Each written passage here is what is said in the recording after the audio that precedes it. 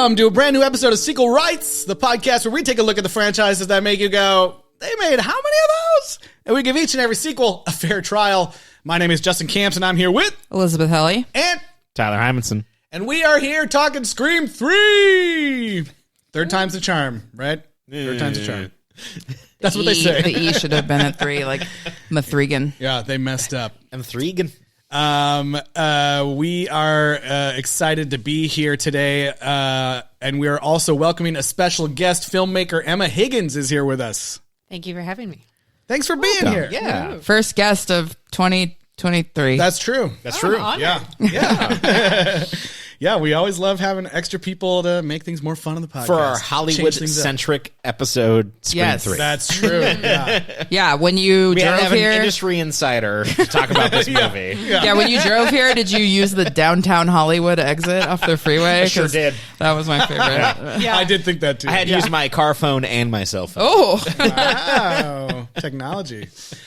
Ah, boy. Okay, but before we get too far into things, Eliz, where can people reach out to us? yeah, you can send us an email to sequelrights@gmail.com or find us on Twitter, Instagram, Facebook, and YouTube at sequelrights.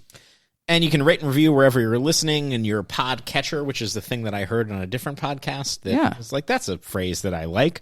And share out your favorite series that we've done previously, or just tell us what your favorite scary movie is. Podcatcher is like a term, or As like a term of there's like an where app you called listen Podcatcher. to No, it's a term of, Yeah. Yeah, see, we do podcasts. term I don't to even know. art. all I of don't even know. them. Yeah. Well, that's great. I mean, before we get even further into it with the movie this week, just wanted to talk with Emma a bit, like what your history is with the Scream franchise. Indeed. Sure. Well, I will start by saying that I have a large Scream poster on on my office wall. Yes. It's the original one with Drew Barrymore's face on it. And I was hearing you guys talk about the first movie and really how they marketed that as well. So, you know, everyone thought that she was going to be the star, and it was an exciting kill off right off the bat. So Nice. I've seen every Scream movie. All right. More than us. So you're the Yeah. you're now the expert. Yeah. I eagerly await the new one with medium hopes for it. Yes. And I think Scream 3 was the one that it's been the longest time since I'd seen, a really long time since I revisited it. So I had a lot of fun. All right. Well, why don't we just dive right into Scream 3 from the year 2000? Ready?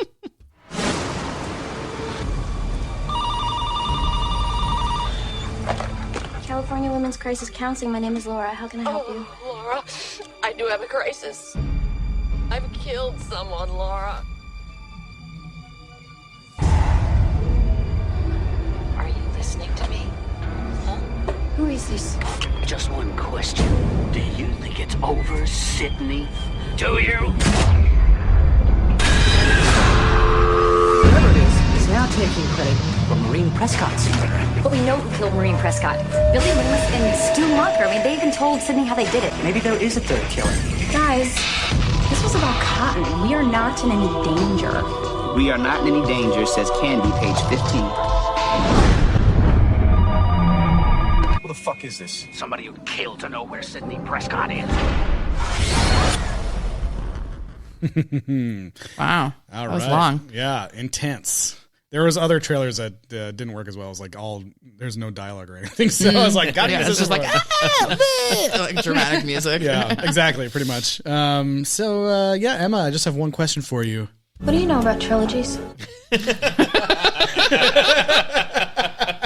What do I know about trilogies? Well, what do you know about trilogies? I learned a lot from this movie about trilogies and what Yes. they're supposed to be in a very convenient way from a tape that showed up with... Thank God. Our sage, Jamie Kennedy. Our dear friend Randy. from Randy. So, yeah, I feel pretty good that I know a lot about trilogies after this. Nice. So we talked a little bit last week about how the last two movies were back to back, and this is a few years later. So we get, like Eli's mentioned, fun technology like cell phones for real and Car phones. Car phones. Yeah, Wow. both. Wow. And Cotton Weary being stuck in that Hollywood Bowl traffic. Yeah. Cotton Weary is back. And he's 100% cotton. Ooh. That was so funny that he's a talk show host for that show. How would that? Is there any history of like someone being a convicted criminal and then becoming a talk show host? But here's the thing that, like, so. as I was watching this opening sequence, it was like, man, like, we think that the 2000s were not the 90s, but boy, were they the 90s. They were still and him having, like, a Maury Povich type show makes all the sense in the world of being like, oh, like, I'm a victim and do this, whatever, like, let's have these issues. And having that be, you know, in Scream 2... his entire deal is like, I want to be the most famous, and the most famous thing I can be is a daytime talk show host. Yeah. Also, I just thought of a bunch of like white collar criminals who became talk show hosts or were like Martha Stewart or something, but that's not the same as like being in jail for being in prison for a murder and rape. Like. It's like they do make it seem in the universe of the movies that this like series of murders and everything was like the biggest thing that's ever happened. Yeah. So like him surviving and then being the celebrity like makes more sense, I guess, in the There was a fun moment where there was a universe of the film. Stab bus ad while he's stuck in traffic. Yeah, so Stab is also on the third movie now. Indeed. Pre like third incident. Yeah. So exactly. Stab 3. Jesus, I gotta get a new agent. That's fantastic. Stab 3. Yep, Stab 3. It's I mean, that's basically a huge plot point of the film. yeah, It's very much. They brought it upon themselves by doing the movie before the events happened, I guess. It's very much like a New Nightmare, right? Where they're like filming a Freddy movie at the same time. And the which Similar Chucky film is that? Is that Seed? Seed. Oh yeah. Yeah, Yep. Seed. Yep. Apparently that's a go-to thing. Sure. Why not? Jokes. Yeah. So yeah, we get Cotton gets to be our opening cold open. That's But it's like the worst of the cold opens that we've had so far. It's It's pretty not bad. as good. Yeah. It relies on the most amazing voice modulation tech. Yes, Right. Talk about that. The year 2000. Do we even have this currently? No. This kind No, of- not it's that just good. It's coming with the AI stuff. The re-speecher thing. And it wasn't working with whatever Rio MP3 player that he was using. No. So we get Cotton, but we also get Cotton's poor girlfriend as Yeah. well. I can't remember her name right now. Well, it's Kelly Rutherford is the actress, Kelly but, Rutherford. Yeah, I Well, don't Her remember. neither name could is- he, because I think it was the the movie does It's take its Christine time or to point something out like that that, yeah. Cotton's a piece of shit. Yeah, because he's like flirting with the It's like, caller random first. woman who called, got the wrong number. What are you talking about? I don't have a girlfriend. girlfriend. I'm a daytime talk show host. I'm looking at her right now. Yeah. Super uncool. Yeah. I mean, it's like, yeah, the voice changer thing doesn't make sense, but it was I did kind of like that it was a new thing. They clearly have a voice changer in the past, but they didn't, they weren't using other people's voices. It just changed it to the like Ghostface voice or whatever. Yeah. Right. Well, I guess that, and in the trilogy rules, they talk about something being supernatural. So, and then there really isn't, except for this voice thing. You can chalk that up to being supernaturally advanced technology. It was fun for a little bit, but eventually, as the movie went on, you're like, oh, that was obviously a fake. That was not like actually Sydney calling to tell them whatever. But at the start, at least, it's a little bit like, oh, did she call? What's going on? Yeah, I don't know. I enjoyed it, but it wore out its welcome a little bit. But yeah, we get some murders right up top. The flashy Scream 3, like this is like the logos progress to look like more CG and cool as we go. I'm upset that this murder was not a place that I drank in my youth. So, right. But it's relatable. It's Hollywood traffic. Oh, sure. Yes, indeed. You know what? You convinced me. That's right.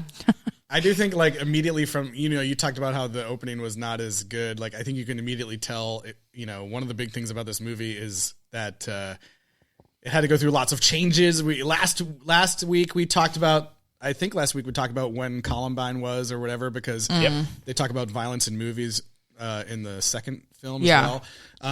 But this time this film literally went through several major changes, and they had to also like decrease the violence and everything because that had just happened. Yeah, Jesus. And it was like a major deal, obviously, at the time. And I know we're like horribly desensitized now, but yeah. So I think I noticed right from the get go that like the kills and stuff are like pretty tame, I think, from previous movies. And Kevin Williamson had to step aside. I can't remember if it was because of... I thought he was busy.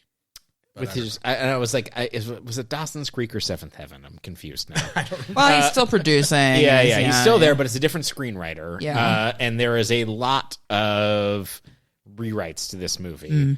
And I read a Fangoria article about a lot of these rewrites actually came from the Miramax side of things. Ooh. And some of them involved more and more of Lance Henriksen's character.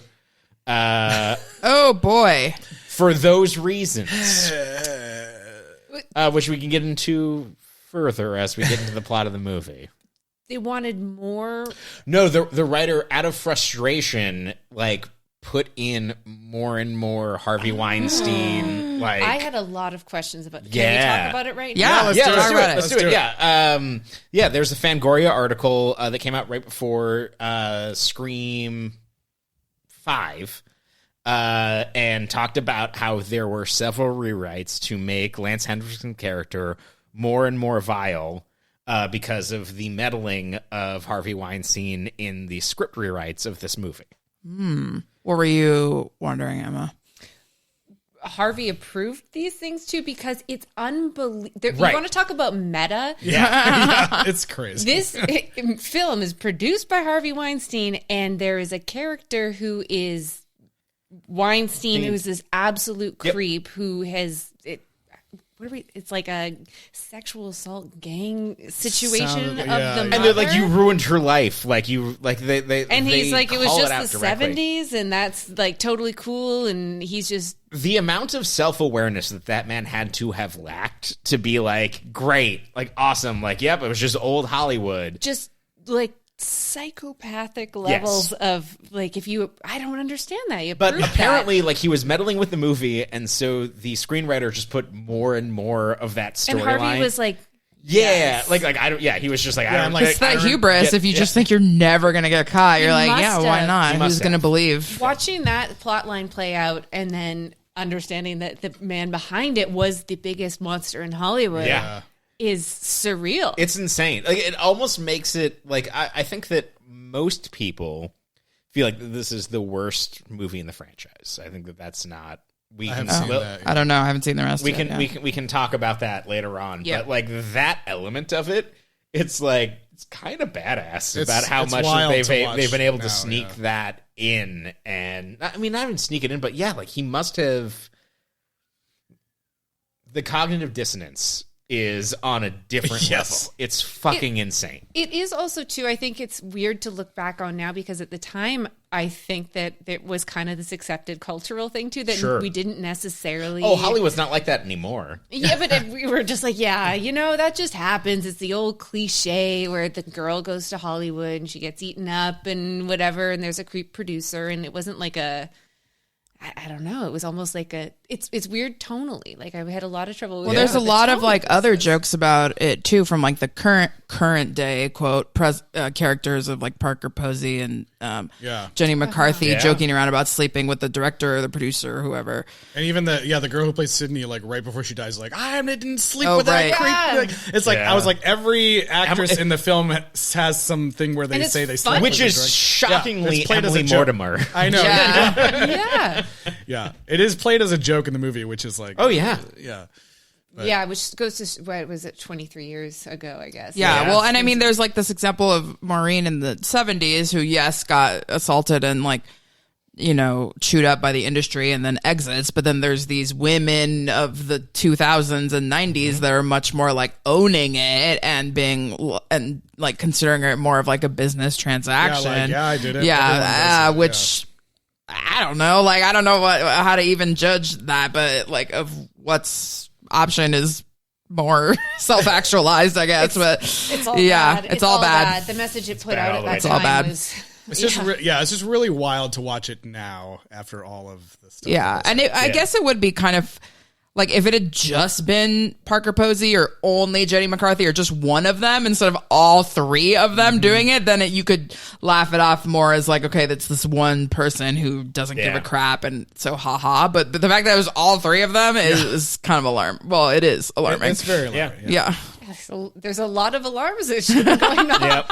It's even those things too. Everyone talks about how obvious it was that the Harvey Weinstein stuff was out in the open, and then like it was out in the public. Yeah, it was eye. in the text. Yeah, Like- it's crazy in like a hit movie. Yeah, it's not even the subtext. Like it's like It's the main plot point of the film. I feel like that it's Wes Craven leaning into that in that way, everyone being like, "Fuck this dude," but like I don't know. It's like the whole That would be thing my is the ideal ultimate like reasoning behind the killer. It's like because of what happened. Right. Yeah. So God damn. It's not like a small side plot or anything. Yeah. It's the ultimate motivation for our killer, as we learned. It's one of those things that is so frustrating in that it's all there. Watching it, 23 years later, it's all charged with this, and it amounts to nothing. It amounts to a side gag. It amounts to, directors or like this. It's depressing in that. Knowing, especially reading that Fangoria article, it's like, okay, so like this is something that was actively known. People were trying to put it in there, and to release this movie in the way that it was actually released is really unsettling. While it's also trying to kind of, this franchise to wrench away the misogyny of horror movies. And those slasher films, and it falls short in a way that's, I feel like that is, I would like to think that is why people think that it is the worst entry in the franchise. But I feel like they'd be like, it just didn't jive with me. Well, it would be a lot cooler if, yes, that was the killer's main motivation, was that this had happened, but he's not getting revenge for his mother. He just wants to be famous. Well, I guess it's the main reason he exists. And he's not getting revenge on the people who assaulted his mother. He's getting he does. Well, he does kill him, but incidentally. But because his mother didn't give him attention. It's not because his mother was wrong. Yeah, that's true. It's like watching that scene where they confront him in his office about it, and he just is like, she refused to play by the rules. Was just like really chilling to watch nowadays. I have a very small and very specific question. Did he have a diving board out the back window of his office? And sure where was did. it going to? Like that large pond outside? Like what was that? What was happening there? I don't understand. Yeah, what was that? Like MacArthur Park or something? But it looked like MacArthur Park, but why was it? It's like in the outside of the building there was a diving board. Right. And also like no executive has a MacArthur Park view office. Yeah. I don't know. I thought that same thing. I did remember thinking like, is that a diving board? And then it like disappeared from my brain till this moment. The diving board. I couldn't get over the diving board. If you have a bad pitch, you got to walk the plank. He also had like a weird Terminator robot in there and stuff. Sure did. He specific? I guess he was kind of Weinstein according to this Fangoria thing, but was he supposed to be like how Tom Cruise and like Tropic Thunder is supposed to be what Joel Silver? And was there some? I don't know. I think he's supposed to be like a Roger Corman type. Well, Corman's in the movie. Yeah, but as a not as Roger Corman, but he's a cameo. Yeah. So I would think that he's probably supposed to be like that type of like schlocky horror. Yeah. Well, he's definitely supposed to be older than Weinstein, because he was already making stuff in the 70s. But. I guess I don't know enough about Corman to have that be like, but I don't think Corman would be there to be this person who's like. I'm not saying. Yeah, I'm sorry. I'm not saying that. Maybe like a contemporary. I'm not saying that Roger Corman has the same. I just meant like the type of the type of filmmaker, I guess. Yeah, who he did all these like exploitation B horror movies and stuff. Yeah. Sorry, exactly. I didn't mean to besmirch the name of Roger Corman. That is not what I meant. Sorry. We're backpedaling hard. Yeah. The man who gave James Cameron Piranha 2? Yeah. I just meant the type of films he directed. And that was my question as well. It was like with the robot in there too, and like that, and the horror, I don't know, thing. Yeah. Because Weinstein wasn't. Well, he's got that. He's got that like basement in his mansion with like all those crazy props of stuff. I have a lot of questions about his mansion as well. Yes. Mansion. So what else is going on? We got Stab 3 happening. We got some stuff on the lot. Yep. We got tours. We got Jay and Silent Bob. Yes. Actually, in person. Totally forgotten about that. I had no idea that That was like, the oh my people God, that on the last episode, as I was scrolling through the IMDb, I'm like, Eliz, you're going to lose your mind. Oh, I'm not going to lose my mind, but I was excited to see them. I can't believe I've never heard of that cameo because I listened to Kevin Smith's podcast constantly. But yeah, they were there. I did think it was pretty funny that they called Gail Connie Chung or whatever, and then we're like, how's Maury? Yeah, like that was like pretty funny. So far off that it's hilarious. And they're just on like the studio tour. It's so funny. Apparently, Courtney Cox is famously self-deprecating about her bangs in this movie. Oh, really? Yeah, which I had brought up because I was like, those are insane. And my girlfriend was like, oh yeah, she talks about this all the time. My wife could not stop being like, I can't with her hair right now. I actually would say I prefer her mini bangs in this to her like big swoopy bangs. And the pink highlights or whatever. The red highlights were highlights, insane last movie. I think the mini bang it's a moment, and I'm here for it. Okay. Let's bring it back. Sequel rights, mini bang. The more I looked at I can't do bangs. like I didn't even notice it until she pointed it out for me, and then the more I looked at it, I was like, yeah, no, I don't like it either. Sorry. Well, I just don't frames her face. I mean, I guess I could see why they do it and why they did it in this movie, but like, why do Dewey and Gail have to break up after having getting together at the end of every movie, and then before the next one they always break up? They're never together during the film. Yeah. Part of this Fangoria article talked about all the deleted scenes of this movie. And I guess Neve Campbell was occupied on Drowning Mona and whatever show she was on. I'm blanking on it, and I'm embarrassed. Party of Five? Is it? No. Yeah. Is that right?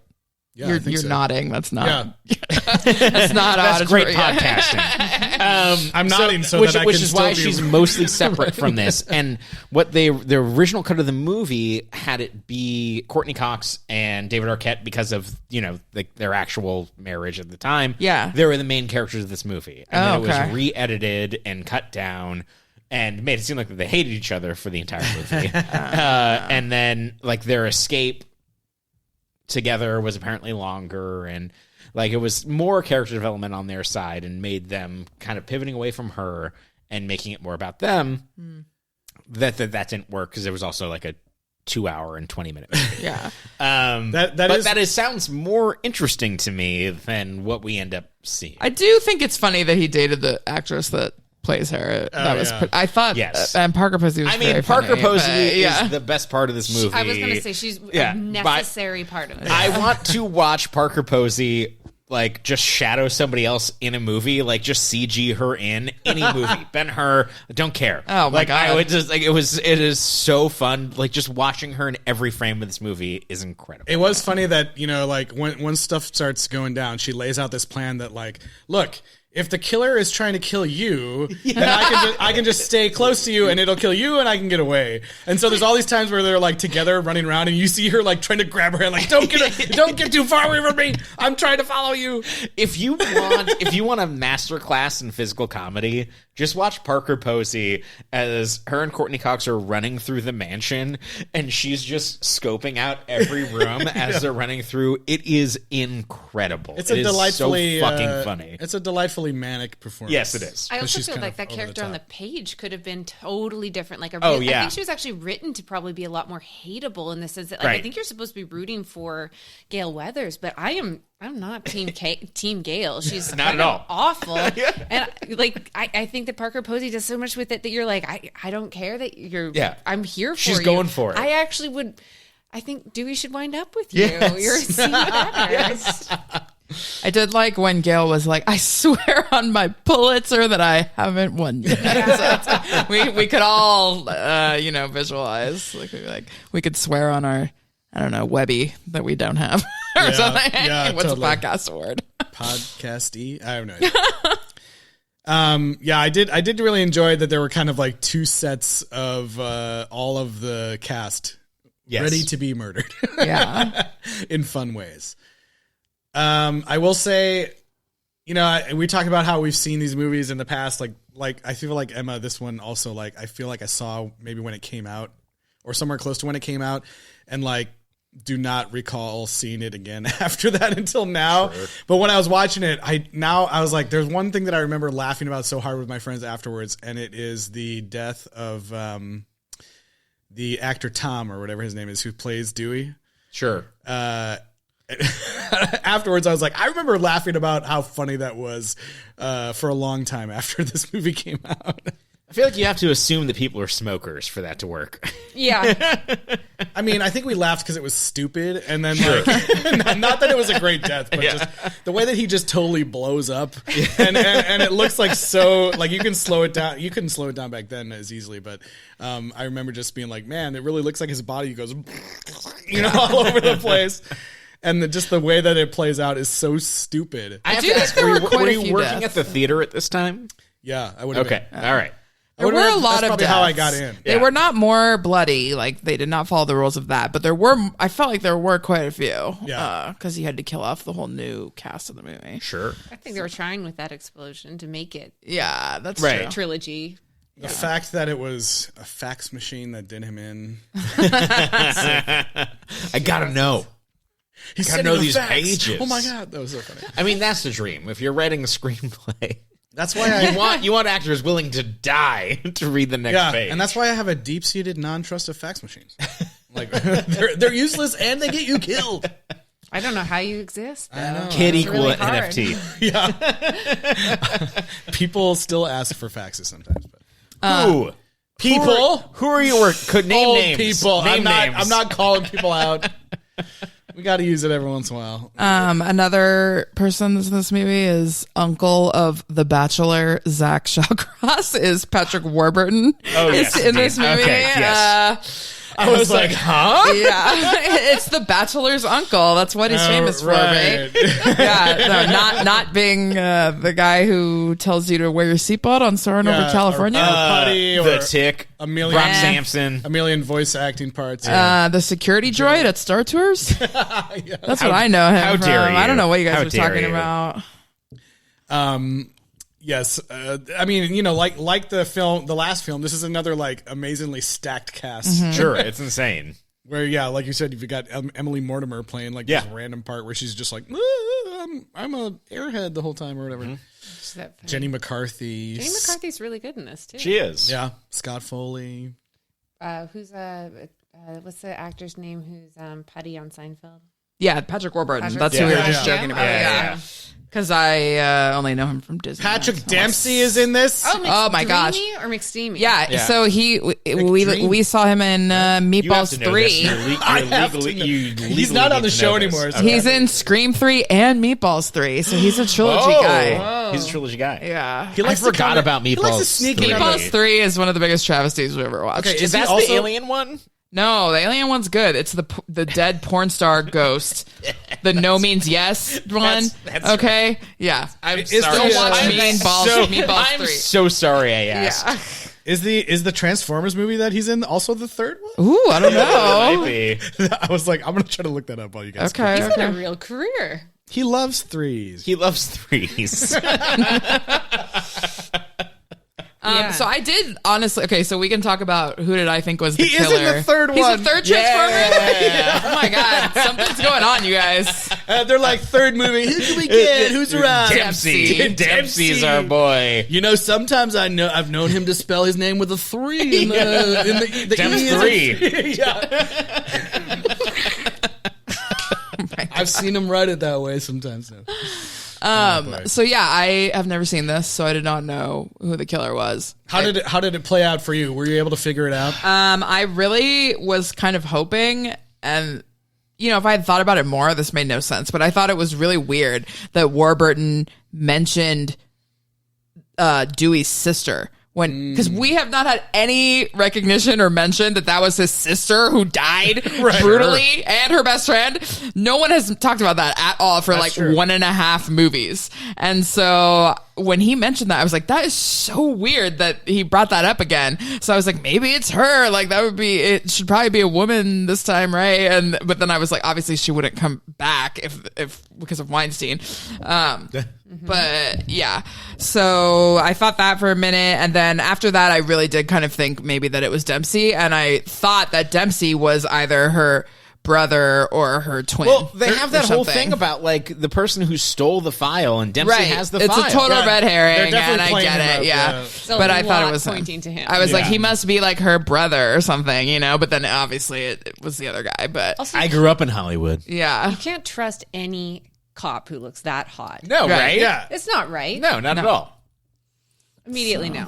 No. the fact that he was like there watching movies with them at the end and with an arm brace, I was like, that's weird. He's just a good guy. Look, leave the gate open. Let that door stay open. Oh Yeah, my okay. The God. fact that that's the ultimate message of this, I'm like, I was like, oh. that's a good thing. Even I Look, wouldn't this leave is- my door oh, open. ooh, and I don't have. So I yeah, we haven't should had say that anything the final like thing to show that Sydney has moved on with her life is that she leaves the gate and the door open of their house. She leaves the door open for another sequel, maybe. Which, which negates any Weinstein meta commentary that we're talking about. Does it? Yeah. How? I don't know. How's that related? Nah. Okay. Okay. I'm not prepared to defend that. But Okay. So while we're on Dempsey, when she leaves the police station to drive to the producer and director's house, and the killer is like, you need to go there right now, and I'm going to give you directions or whatever. I was like, how long did they stay on the phone? And like, how hours is he giving him directions? Like, how can he give her directions to drive like, Go right up on into the Hillhurst. Hollywood Hills? Like, there's no way you could like verbally tell someone those directions. You need a map or you need Google. There's no way to be like, and then you turn left. then you turn Chatting right. the rest of the Slight time. right. I'm going to give you a 30-digit MapQuest URL. Right. So I don't know how that happened. I mean, I feel like they should have shown that because it would have been the most hilarious part of the movie to be like, all right, no, you got to make a U-turn, or like, nope, that street's one way on this section. I'll buy Like, the yeah. Wendy's on Sunset. Right. It's like, no, you're too That would have far. been like a great sketch. Yeah. It also was too, because I know you guys talked about the scary movies too. Like that is exactly what Scary Movie Yeah. would have done with that. It's Yeah. done that It sounds to exactly. its entirety. Yeah, because how the hell would she know how to get there? Especially she's been living in Monterey. She's not from LA. Like, there's no way. So, I don't know. It's funny, Tyler, before when you mentioned that, she was like separate from the movie for a lot, because I felt like, I did kind of feel like when she finally showed up with the rest of the gang, I was like, oh, okay, now this feels like the movie's getting going a little bit here. Like I was missing something. She's barely there at that point as well. Yeah. She's kind of not in a bunch of it. I mean, she's separate. She was kind of doing like a pandemic job before there was a pandemic. That's right. She was like working from home for the hotline. I do. Another thing that I recall from this movie that I still think is a little bit creepy are like her dreams and stuff that she has about her mom. Yeah, what the heck? It's A like, little remove, like they're cutting things out, but maybe they should have cut those. No, can we I don't talk know. about I thought it third? was pretty Can we eerie. talk about I think third? it's pretty eerie. Shut the fuck up. It's eerie. This is a garbage sequence. When she walks in, And she puts her from hand the on the window. window. I'm talking about like I think of Jurassic Park 3. I think of this of like garbage dream sequences that are just filler in Jurassic these. Park 3? Okay, Yes. it's better than that one. When No, the, it's not. When the dinosaur What? talks to him on the Yeah, helicopter. yeah. Come on. I think that It's they better than that belong one. in the It's better same than that. It's category. better. Emma's on my side. Yeah, I'm on your I side. know that we talked about just writing Alan. off the voice changer as supernatural, but I could It's see sci-fi. getting enough data for the people who are still alive for the re-speeching. But how the heck did he get like the mom's dead mom. voice? Even if she had a bit part in the movie, it's not like it's not like it was an animated movie, was it? Burned Were they onto some recording- like mini disc. Like how is he Yeah. playing this back? Yeah, I It's don't know. not played back. He's changing his voice Right. in live Yeah. time. Yeah, it's crazy. It's also like there's a lot of things. It's interesting in this one that there's only one killer, because there's a lot of times where I'm like, there must have been two again. Oh yeah, right? I was like, it's him, it's right. him and Emily Mortimer. Right. Yeah, Yeah. I was waiting for the second killer because I'd actually forgotten Yeah. that it was just the one. I was But like oh, the where- times where he like, there's this moment where we go into like, it's kind of, this was a cool set piece, I think, where we go into the sets of the old, Yes. Yeah. the original Scream film, and it's like there's some like straight up like copied shots from that movie, where with the garage and all this stuff. But there's that part where they go into her mom's bedroom and there's like supposedly her body there. And apparently the killer like had planned that and been waiting there while also talking to her. I don't know. It's like he's a director. That's true. You're right. He's a director. He directs. I actually would like to really go through this and see how he did all of the things, because it's more possible when there's two. Yeah. But somehow It's this forgiving. Yeah. Well, there's a point in the mansion where there's somebody upstairs and then someone chases from downstairs, where it almost seems physically impossible for it to be one person. Yeah. And I was like, oh, like they're setting this up, but I guess, he's an incredible director, and he's the director of our times. Directors are known to be very fit, too. Yeah. Running around. He planned it. George Lucas could do that, too. Oh, yeah, just absolutely. run flights of stairs really fast. George Lucas. Okay, now we got to talk about Carrie Fisher. Right. I know. Indeed.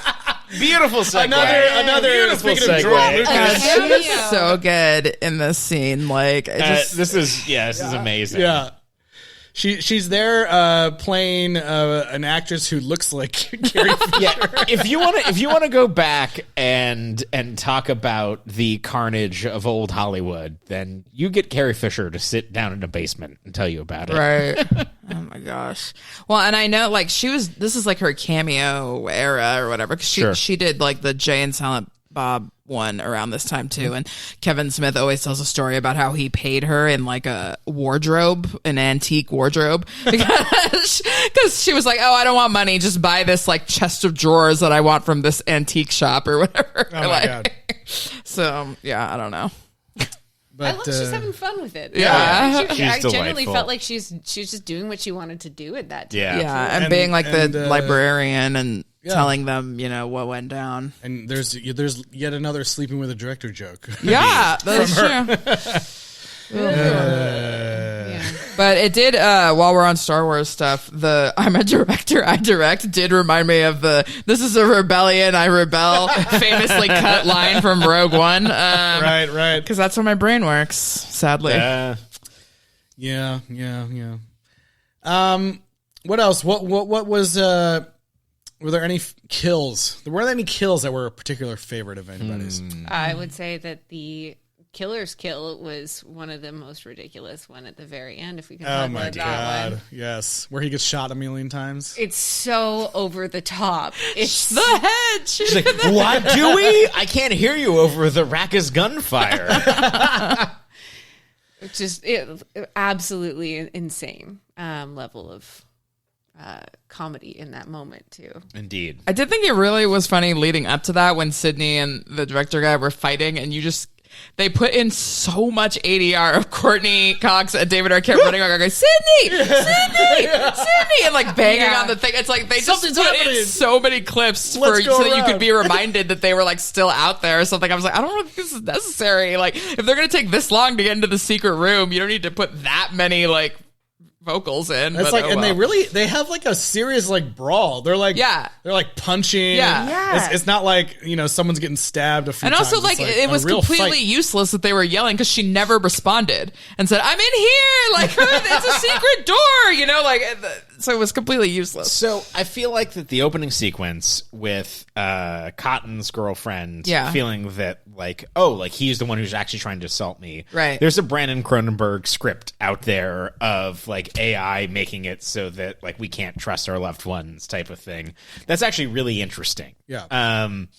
And I feel like that's actually one of the better kills in this movie, is that opening. I feel like it's a lackluster Scream opening, but there's something interesting to that. And also that transition to Gail Weathers saying that pop culture is the politics of the 21st century and being 100% right. She's not wrong. She is not wrong. You touch on something very interesting, which is that fear of distrusting your loved ones, or like, it's kind of got that like the Thing type of fear where you don't know, but you're right. They never really capitalized on that fully with this voice thing. Where if you have perfect voice capture where it's like there's stab marks in the door, like if you're saying that this is perfect voice replication, it's a much more interesting idea that kind of only fizzles in that first. They end up using it just for like prank calls or getting people to go somewhere. At that moment accident, too, where you would have had like two, like Courtney Cox and David Arquette turned like tested in a moment or something because the evidence would have suggested or or it's someone else from our main cast would have been accused in a bigger way. Yeah. Well, and it's always been that you can't trust your loved ones ever since the very beginning, because the first one's like she can't trust her boyfriend. And the second one is not about that, but the first one definitely was. And so then this one is like, okay, now you can't trust the people that you love, but also the bad people could be tricking you into not. It's like a whole. I think that there's something interesting in that, like in 2, the like your college friend is more interesting than like your estranged brother as a reveal. Like it's a more satisfying killer reveal, and also like Billy's mom. But like it's just like okay, sure. Well, I don't know. Also, it's like was Hollywood and the doubling down on the meta like the only way to go with this third movie of the trilogy? I don't know. Like, I don't think maybe that was the original intention, and I think it got moved from the Wikipedia article. It seemed like it got moved from being a Woodsboro thing to being a Hollywood thing because of the Columbine stuff. Right. Okay. Because I mean, you have like high school, college. The third one would not necessarily be movie studio. Like it might be like getting married or having kids or something, like, but, You sound like someone who's watched a lot of sequels. Yeah. Also, Vacation, perhaps. Right. Yeah. They should do a Vacation one or Christmas Europe. One. Yeah. I just love that the voice changer thing allowed us to learn that apparently Cotton has a Ghostface sex game that he plays. Oh my god. Yikes. I did like that he lived in a shitty like townhome, like walk up, like it was just like I was like that's a very LA apartment. I appreciate that. Very sensible. Yeah. There's a lot that I think about this movie too. If you think this poor mother character, there's so much around this that she was a woman of perhaps what they would judged morals or whatever too. That like, and that's kind of like I guess they're trying to give her a little bit more in this, that she was like, it's a victim in some way, but it is not. It's so troubling to be like, oh, it's fine that like, her sluttiness quote was justified by the fact that she was Hollywood broke raped. her. Yeah, like that's not great. Like I know they give her this like tragic backstory, but then they can continue to be like, yeah, but she also slept with this other guy. She was hooking up in motel rooms. So they don't like fully make the connection of like in the movie, like that's why she was like that, and it was a trauma. They don't fully make that connection. There's this true thing that's just very judgmental of like if you sleep around, you are a bad person, and people will die. I was like, oh yeah, but like it's still justified that she was murdered. It's like the logic of the movie. Right. Yeah, it's like she was a total victim, but like she had sex with Billy and Loomis's dad, and so like what are you gonna do? Yeah. Well, and the fact that it was her fault. This guy is able to convince Billy to even be the murderer in the first one because he like reveals it to him. Is he like gets the photos of her and it's a lot. I do feel like the explanation of the killer in this one jumps the shark a little bit. It really does. Yeah. Which is like, I like that they found a way to make it connected again, but it's like too many loops, and then it's like, oh, this guy was behind the whole thing. Well, I just like didn't, when it became clear to me that like, okay, this is about her mother, I was like, who cares about this? Like they should have been about anyone else or anything else. Well, but given the context of everything that we talked about, previously, it's like there's an interesting story to be told here, but that's not what the movie ultimately lands on. It's just kind of this weird victim blaming, boring third act where it's like, all right, like because like it's like Hollywood chews people up and spits them out. It is terrible, but directors have supernatural powers that can convince people to do everything that they want, and so therefore, like, let's negate everything that we talked about previously. Yeah, and also it didn't get any better on the representation of non-white characters. No. I mean, it actually regressed because last time we at least had the opening with Jada, and then there was more black people throughout. But this one was like literally the one black guy. He makes one joke about being the black guy who gets killed, and then he gets killed a little later. But yeah.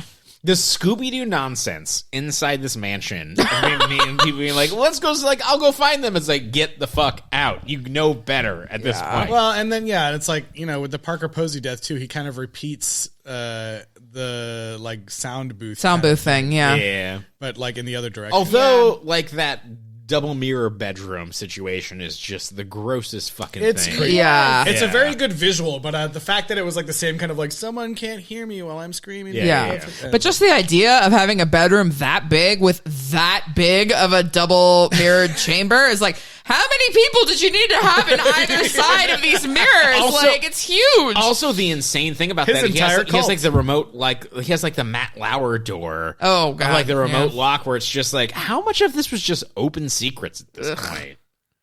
Good God. Yeah. Yeah, the secret room is also huge in there, too. Yeah. And then he, like, wastes all his bullets, like, breaking, like, all 6 of those. Like, just, like, shoot one and then go in there. There was that one time where she's going in the secret chamber. I was like, oh, she's going down the Phantom of the Opera hallway. Oh, my God. It kind of looked like that. They explain to us where the producer is. Why isn't he there in this? Is it because he's tied up by he's tied up at some point. By his son. Yeah, he's tied up by his son. But at the time, you're supposed to think that he might be the killer because you don't know that. Right. I think that's why you're supposed to think that. They're trying to make it be him, but I think that the thing that in 2 that's really fun that we talked about in last week's episode is like that they're doing the shell game. They're playing on like it could be anybody, and like they're leaning into like the tongue in cheek wink of like it could be this person, it could be this person. And this movie does the exact same thing with none of the joy of that, where it's just like here's the here's a bunch of motivations. We're not gonna really investigate them, and it's this guy. Yeah, and I do think I know that Billy's mom was, one of the 2 killers in the last one, but for some reason think that like the main killer maybe should have been a woman this time, and it could have been a little bit more interesting for whatever reason. Yeah. But I think one other part of the movie that we haven't talked about really yet that I thought actually worked pretty well for me personally was the return of Randy that we see. Yeah. Because that's another thing that, like, so far in Scream, it's like this is a staple of the franchise. You got to have someone who explains the rules, right? Yeah, he got a special appearance by. Yeah, I kind of feel like it didn't have to be him, though. I agree with this. I feel like it was so convenient that he had pre-recorded. Surprise sister. Yeah. Surprise sister. So, according to this Fangoria article, apparently he also, in that video, there's a sequence where he says, like, I think Mickey actually is the killer from Scream 2.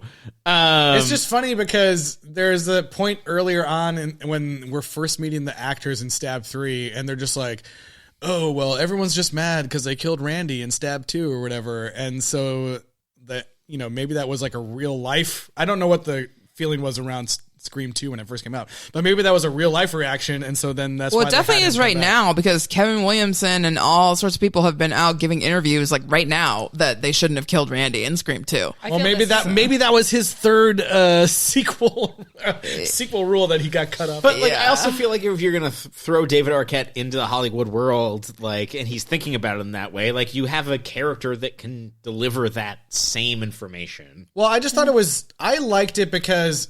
Well, I guess for a couple reasons. It shows that in this... just love that David Arquette. No.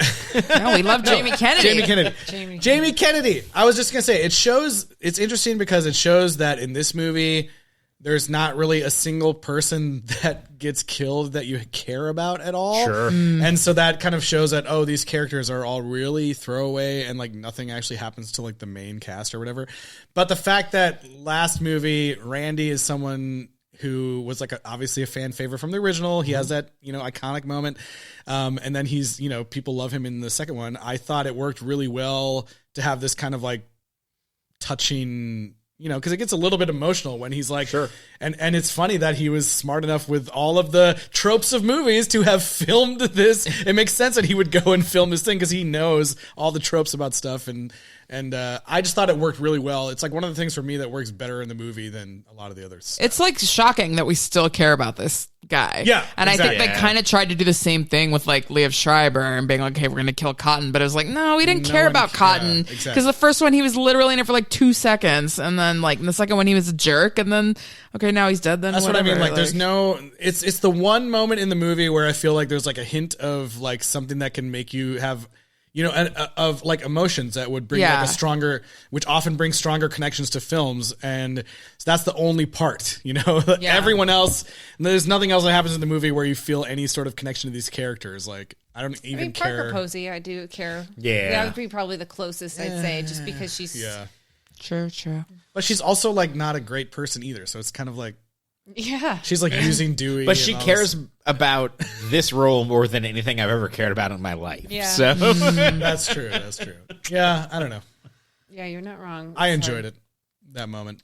Yeah, and Heather Matarazzo from Princess Diaries is like the perfect person to be Randy's And again, sister. apparently from this article, they shot that scene with a completely different actress as well. What? They had 2 different actresses play his sister. Oh, no. That's crazy. Yeah. And they just wanted to see what worked because I have no idea. Like That's a insane. weird one. Yeah, no, she was Sounds great. that sounds like it was like a go-to thing in this movie, because like there's also like alternate endings where it was like, Patrick Dempsey's not there. Patrick Dempsey has a broken arm. Patrick Dempsey is totally fine. which was one of the more fun, and I wish that they played out this more in that the idea that there was 3 different versions of the script because they didn't want it get leaked on the internet of who would die next, and then it's just kind of forgotten. Yeah, that was a cool thread. Didn't like in real life one of the scripts of the films get leaked? Yeah. So Yeah, I mean, I don't actually know this, but I assume that that as these movies are progressing in time, that they're getting more and more into testing focus groups and all these things, especially if they're like, how are people going to react after Columbine? Let's test the 3 different versions and, see if people are happy or if he does have a broken arm at the end or whatever, Like, I mean, I can totally see that. So, I don't know. Yeah. Well, the only other thing, as we do towards the end of the episodes, we've got to talk about the music, Tyler. Oh, indeed. There was another red right hand. Yeah, indeed there was. But did you watch all the way through the credits? I believe I did, yes. I did. Did you see that the version in this movie is actually a new version of the song? Yeah. I did indeed. Actually, I recognized that as I was watching. As you were here. Yeah, because like the credits say it's called Red Right Hand 2. Mm-hmm. And I tried to look for it on Spotify, but there is they have like a B-Sides and Rarities album out. Yep. It's not on there. that. It is on there. Oh, is it really? Yeah, but it's called Red Right Hand Scream 3 version. Oh. So it's not called Red Right Hand 2. Is it the one that came out last year? Maybe. I'd have to look. Okay. All right, fine. I just looked on Spotify to try to see if I could put it in this. Why do you think that they keep just because it's a cool song and they just want to put it in every one, or is there like some sort of relationship here that's like we're gonna license it every time? Like, yeah, I don't know why they used it so much in the second one, and then I guess since they used it so many times, they're like, oh well, this is like the iconic song of the series. Yeah. So let's have them create a new version that mostly is just like has strings and stuff. Yeah. It's like part of the language of the film. Yeah. It's. But the other just let Nick Cave and Warren Ellis score Scream 6. Yeah. That's true. But the other thing I was going to say is that like we're joking about how these movies are always so of their time, and the other heavily featured artist is Creed. Yes, indeed it is. And there's a Creed poster. There's a huge Creed poster. when we go to Sydney's bedroom which is allegedly there in the first film. Is it? Okay, that was my question. Is it There's actually a Creed poster? Someone told me that is true. We need to go back and verify that. Okay, I feel like I'm gonna. You know who this is. Okay, yeah, I'm sure. Paramount Plus. Now I need to go back and look. Because it's also there's not only like did Creed pay for this as well? It's like you see Creed clearly, and then it's the website. It's like www.creed.net. Oh my god! Like very obviously in there.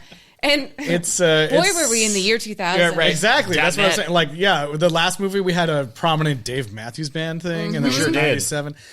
Yeah. Oh, the other thing that I thought was really funny. I was trying to think of it earlier, and I couldn't remember what I was going to say. But I thought it was really funny that Sydney had a poster up in her house of the musical that she was in. I was like, They didn't actually perform that musical after that happened, right? Like, you think they actually finished that out and put it on, like, with her as the star? Like, did that happen? Maybe the poster was already printed. And But she's got to. But why would she put like issues like my friends died? Yeah, I guess. They show it multiple times at her house in Monterey, like, the fall of Troy or whatever. Yeah, and it's not like she continued her acting career, right? Which is funny because you have a movie being made, and you establish in Scream 2 that she was an aspiring actress. Yeah. Oh well. I have active reporting to report in that if you go to Creed.net, it is a Russian or Chinese redirect for men's cologne. Oh, Well, everyone go check that out. Get your men's cologne. Sponsored by good Creed. luck debugging your phone after. Yeah, fair enough. That's true. Creed.net. Oh boy. Creed.net. All right. Does anyone else have anything else they want to point out? Or are we doing rating system? Scream 3. It's not a thing to point out, but like this is an elaborate set that has an upstairs and then like a prop door that goes to a downstairs. It's just like what? Original That would Scream not set? be the case. Why would that ever happen? Nope. But it was fun. Yeah, it was fun. Rating system. I'm supposed to come up with this. No, just kidding. I'm going to put it out to the crowd. The crowd. Yeah. Let's see. What did I write down? I don't know. We can say how many exploding toms? I don't know. Cut all this out. Cut all this out, Justin. Yeah. I don't even know if his name was Tom. Okay, that's just stuck in my head for some reason. Yeah, how many urgent faxes would you give Scream 3 Cruise Control? His name was Tom, by the way. I think I went down to 7 last time, so I guess I'll go 6 with this one. It was still perfectly fine, passable, but yeah, lots of like creepy things that have not aged well. So, and I didn't care about any of the new characters. Yeah. I think I'm going to go also 6 or 7 urgent faxes coming over to you right now. So stand by the machine and get them. Because, I didn't really like I felt like there were a lot of I know you guys really like Parker Posey, but I was like, it's the best part of the movie. It's a little the only over. reason it's watchable. I didn't really enjoy the over-the-top comedic stuff as much. It just felt like, part of me felt like, oh, well, are they trying to like react to the scary movies that have come out since or around this time or whatever? I don't know. I was if someone just paid me money to CG Parker Posey just shadowing other characters in different films and putting her into that movie, I would do that for the rest of my life. Yeah, I normally don't even like her. I just thought it was funny how she was imitating Courtney Cox so good. I don't know. Okay, this is really weird, but like, like Superman Returns. Yeah. Oh, yeah. The anti-Lois Lane you have a problem with? I just don't like her in that movie. It annoyed me. But anyway. So that implies that there's things that you like in that movie. Yes, I like Brandon Routh. Moments. Yeah. He starred on One Life to Live, which is my family's soap. Okay. I think he was an okay Superman. Yeah. He was a good How Superman. dare you? He was a good Superman. We reclaimed it. We reclaimed Brandon Routh. Yeah, I just got a bullet in the eye. I just feel like the tone was off in this movie. Some over-the-top performances that I did not enjoy as much. And then, like the killer at the end, I was like, As opposed to the subtlety of Matthew Lillard. Yeah, but at least those guys were. It makes more sense because they're like psychopathic people that are just crazy. Yeah, okay, Scott Foley it makes a little bit more sense. Like the I don't know, some of the performances in here were just too camp or something. I don't know. Okay, all right. I fully agree. Too It was camp very for confused. camps. It was 2 camps for camps. 2 camps for camps. Yes, too camp for camps. That's the spin-off podcast. Oh, boy. We talk about things that were too campy for you. Oh, man. Not too campy. I didn't think it was funny. Too campy. Yeah, we just everything. Bananas, too campy. I agree. The tone was really weird. I feel like the Scream franchise, like humor is part of it. It's supposed to be part of it. Even the first one's funny. Yeah, like that's it's true. It's hot. It's got these haha moments, but this one was like, it was going so dark in these like really ways that have not held up in any sort of way, and they shouldn't have been. And like, my God, what was wrong with us all? I guess. I give it a 6. A 6 urgent faxes too, because it's not. It's really bad for women. It's a bad Feel free to go hard on your rating. We have to think more about the overall series, but you're only here for this one, so you can do whatever you want. I hated it. But at the same time, too, I didn't hate it. Like, it was that's so true. good. I mean, we have seen movies that are like barely movies or like technically barely. It's still like a studio film that is movie adjacent. It feels like knowing that it had a lot of rewrites actually makes a lot of sense too, because it kind of feels like it's just spackled together enough that it works. You know what I mean? Like it's just spackled together in a way that works, and it's meanders and just has these different disjointed pieces and scenes that shouldn't necessarily make sense. But I was entertained. Like there was no part of the movie I was bored in at any point, and it was.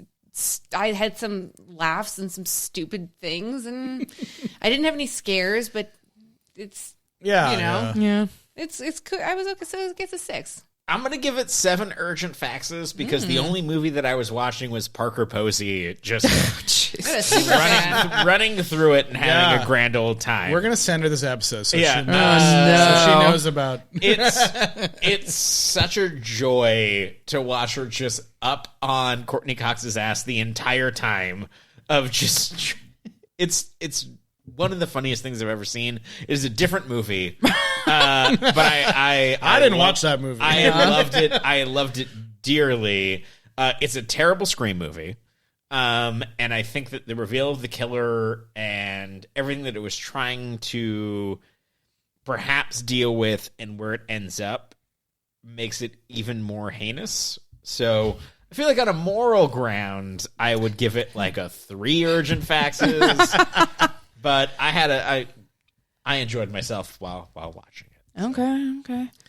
So how many years to the next one, so I can try to make some kind 10. of guess? 11 years. 11 Oh years. my It's gosh. 2011. Yeah. Okay. And good news for you, Eliz. You're finally getting what you've always wanted. What? A musical? They changed the letter. A musical? They changed the letter A to a 4. Oh my god! It's finally happening. Elite speak. Oh my It's finally happening for you. Okay. Scream 4, where the 4 is within the word. Oh. No.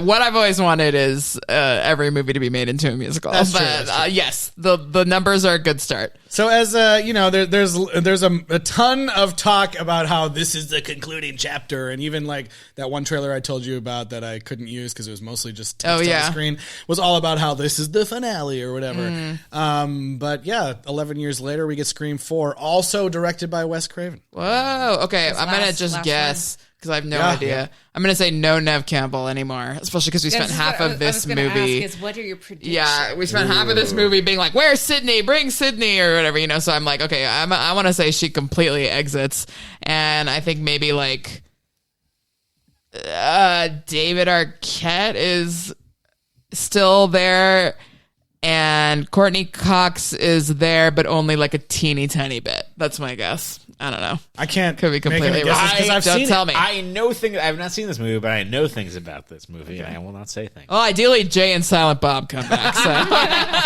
They're a Yeah. major part of it. yeah. I wish. We'll just have to tune in next week to find out. Is this simply another sequel? Yeah, but yeah. So I think that's going to bring us to the end of Scream 3. We'll be back next week to talk Scream 4, or I don't know how you would pronounce Scream. Forum. I think you did it. Scream 4. You nailed it. Yeah, whatever. You nailed it. Scream 4. It's an A. But Emma, thank you so much for being here. What a fun time. Is Thanks, there guys. anywhere if people want to like follow your work as a filmmaker, or is there anything you want to talk about that's coming out or anything? Well, you can follow me. My Instagram is at Emma Average. And my website. I don't agree with that. More than average. Is there two A's or is it like mushed together? It is 2 A's. Okay. It's Emma and then Average because it's like a punk thing, you know. You want to be yeah. there, but it's Emma Average. I have my website's on there, and I write and Nice. I do a lot of music videos, and I'm from Canada. Award-winning music video. That's right. Sometimes. Yeah, and that's all I have to say. I'm really Sweet. grateful. Thanks, guys. Oh, thank you. Thanks for being here. Thanks It was for joining awesome. us. But before we go, Eliz, where can people reach out? Yes, please email us suggestions for what we should do later this year. sequelrights@gmail.com, and find us on social media on Twitter, Instagram, Facebook, and YouTube at sequelrights. And please rate and review us wherever you're listening. 5 stars is a long way to help other people find us. And if you can't give 5 stars, give whatever you can. 5 urgent facts. If you can't give, send us 5 faxes. Yeah, send us 5 facts. Our fax number is 555. He's got a fax machine, and he's afraid of it, but he's looking forward to your faxes. That's right. Yeah, that's right. Don't send me anything about gas. Okay. I promise I will not light up tonight. It's like, was that the best way to read the piece of paper? I don't know. They were asking for a lot of coincidences to happen for that moment. Oh man. Anyways, thanks for being here with us. We'll be back next week to talk Scream 4. We'll see God you damn it. Take a little walk to the edge of town. Now spread your wings and fly. Don't the lights of the city look so damn pretty when you fly so high? It's hard to know that down below the streets, babe, are swimming deep in blood. It's enough to make a grown man cry.